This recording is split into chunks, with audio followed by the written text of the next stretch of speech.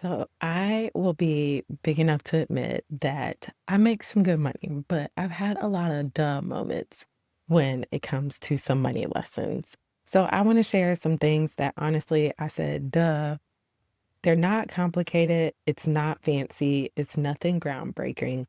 They're the kind of things that seem obvious, but it's after the fact that you look at them and you get mad because you're kicking yourself like, why didn't I do this sooner?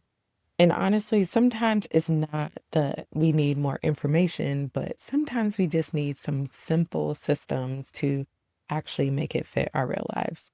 So I'm going to share with you 7 simple lessons that help me stop asking where'd the money go and start feeling in control of my money. So the first lesson is to separate accounts to make money easier to manage. This is my first duh money lesson is just stop trying to manage everything from one checking account or one savings account. For the longest time, I was trying to keep everything together and mentally separate the money in my head. Like, this is the money for bills, this is the money for savings, this is the money for gas, this is money for a trip, and this is for something that's going to come up later. But when it's all sitting in one account, it's easy to lose track. And then you look up and you think, wait, where did the money go? So this one thing helped me. One thing that helped me to separate money into different accounts based off of what the money is for. So setting up additional checking and savings account and actually labeling them: bills account, spending account, emergency savings, travel savings, Christmas and birthday savings, debt payoff account, investing in future goals. The point is not to make it complicated, it's just to make it easier to see and easier to manage. So I've figured out when every dollar has a place to go, it's easier to tell what is actually available to spend. The second duh lesson is that some expenses are not surprise. We just act surprised every time they show up. Birthdays come every year. Christmas comes every year. Annual travel comes every year. School starts in the fall or late summer every year. Car maintenance is going to happen and family may need help. These things aren't random, they're predictable.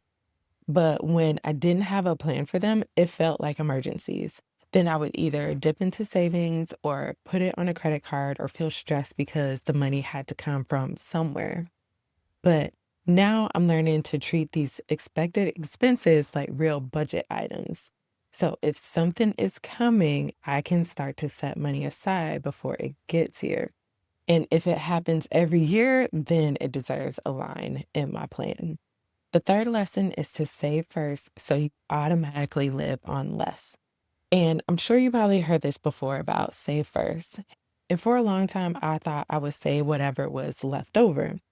But let's be honest, there's usually not much left over.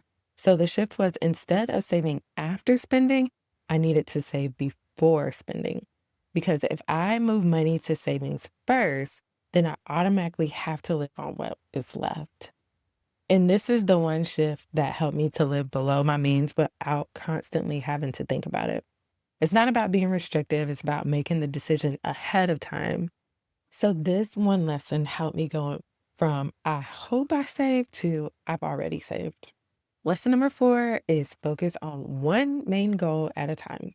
Now, this lesson is that I do better personally when I focus on one goal at a time, especially when it comes to finances.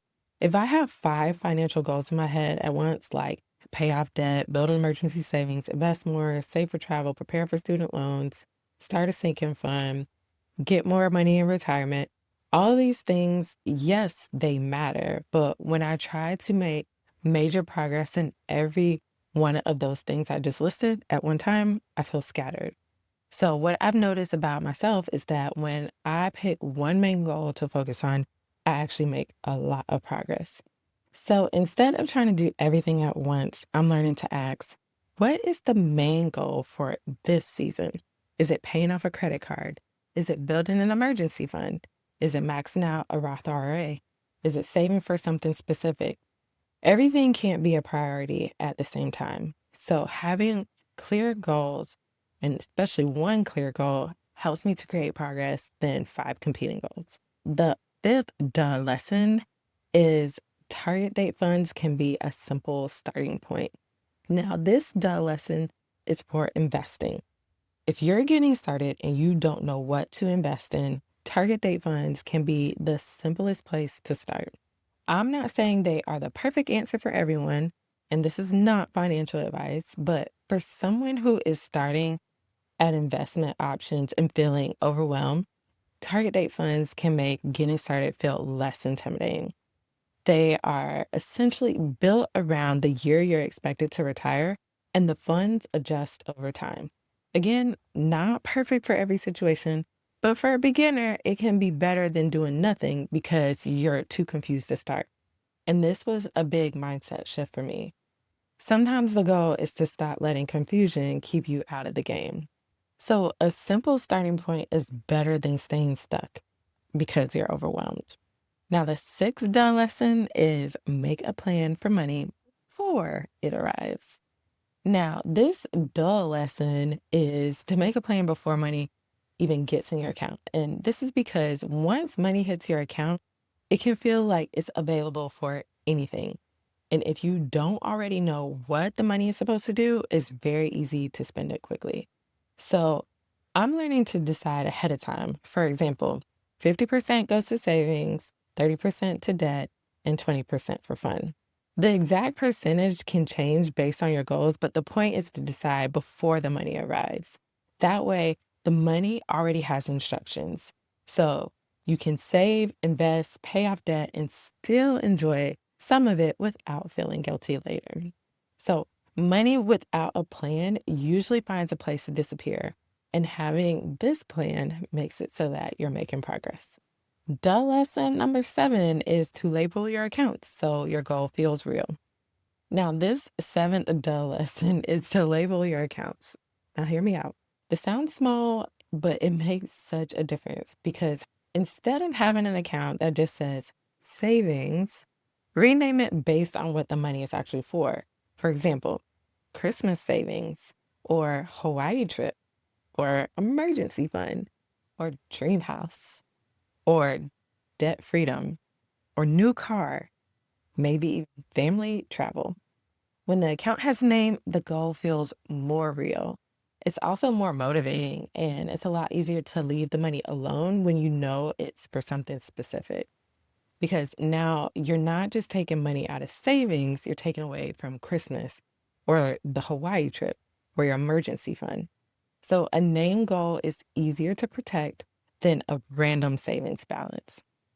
So here are the seven duh money lessons that make a big difference for you.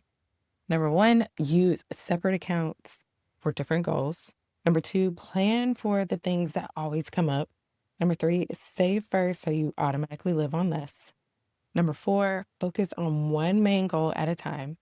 Number five, use simple starting points like a target date fund when investing feels overwhelming.